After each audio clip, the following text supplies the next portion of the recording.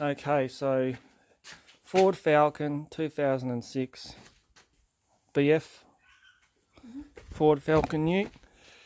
We're making a video on how to change a starter motor, because I looked at it on forums and it looked like it could be quite difficult, and people were saying it's quite difficult. Even mechanics were saying difficult, but we seemed to have not much trouble with it. This is Brittany's first time working on a car. So we're just going to go over, bear with me because I haven't made a video for a long time. Okay, so the thing is, this is the old starter motor, isn't it? I'm not familiar with Fords. I've done starter motors on mainly Holdens, and they usually have a Delco Remy or a Bosch starter motor. So we couldn't even really find a brand on this one. This looks like the original. It's got a H on it, so that's probably a brand. It's been replaced by an eBay job, Match to Auto, obviously some Chinese brand, but it worked. It was put in, what's that say? Industrial Brasilia. We can clean that up later and have a look. So it looks like it was made in Brazil. Anyway, Brittany's going to explain what spanners we had. She wants to learn to do mechanics, so this was her job.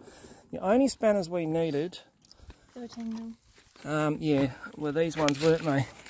But we needed so we had a ratchet extender and sockets. So for the bottom one, that's all we needed was the ratchet and the 1/2 inch, or a 13 mil, I think it was. Yeah. We never used the big one. Or did we use the big one? No, we never used the big one. We used that one for the top one.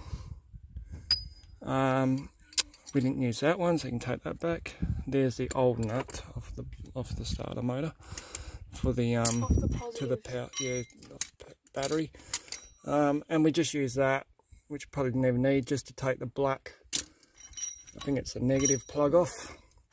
And we used a spanner, 13 mil spanner, so it's a 13 or a 1/2 inch, whichever you want to use, but you need that set up there to do the top one. The top one's hard. So looking under the car, there's the new one installed. So obviously the power to the solenoid and the black one there. There's the bottom bolt. Now a lot of people are saying, how do you get to the top one? It's really hard. Well, with a bit of patience and calming down and not panicking, you can actually put your hand up there and feel the top one from around here. And you can't get to it from the top. Mechanics would probably know tricks and stuff like that, but for home mechanics it was difficult. So it was just that one there, and slide it up the side of the alternator there. So slide it up from that angle there and go in, and you can feel with your hand the nut. Like getting up here, I used a pillow and I got up there and I could put my hand around and feel it, and I had Brittany stand on the top. We swapped turns with taking out and putting it in. She could actually guide me when I slid it up under at the back there like that. I could actually get her to guide me and say more towards the engine or more to my head, up and down to get it onto the nut. And I could now, just without any problems, work out I can feel it with the nut anyway. And that's pretty much it. That was the hardest. So just a normal ratchet and nut on here, and on the top, that, I don't know, is that 6-inch extension. Simple, real easy. But in the forums and on the sites it was saying it's really hard. So let's have a look from the top, eh? I haven't seen many videos on it, but I've seen a lot of complaining on it.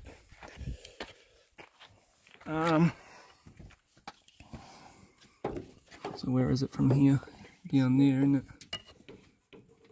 Yeah, there's the bottom one. The top one's down there too, so it's really hard to get to. So you can see it. The sun's not on the car anymore, but you could see it. So there they are down there. And you can easily get someone to guide it from the top. Apart from that, it started without any problem.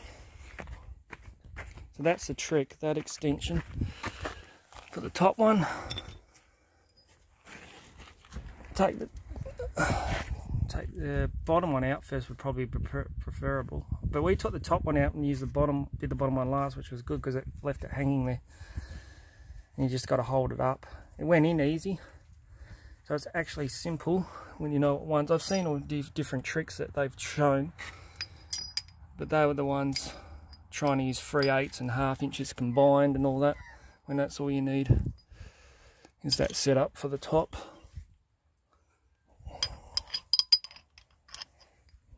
Yep, and that's it. And Brittany did most of the work. And we just got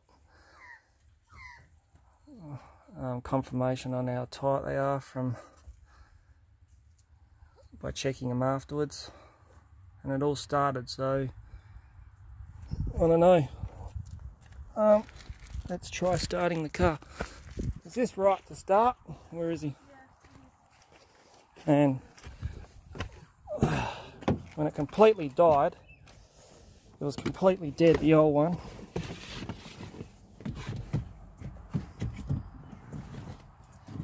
Completely dead, the old one. And this is the new one starting. So without any problems, started first time, and I didn't even try to make connection with the flywheel. One more time. And that's it. That's a BF 2006 Falcon starter motor change. We thought we'd make a video because it was Brittany's first time working on a car. She wants to be a mechanic, and we seen it was supposed to be difficult to get it off. It looked difficult for that top one, but with a bit of patience and just figuring out, it came out easy, like a problem solving puzzle.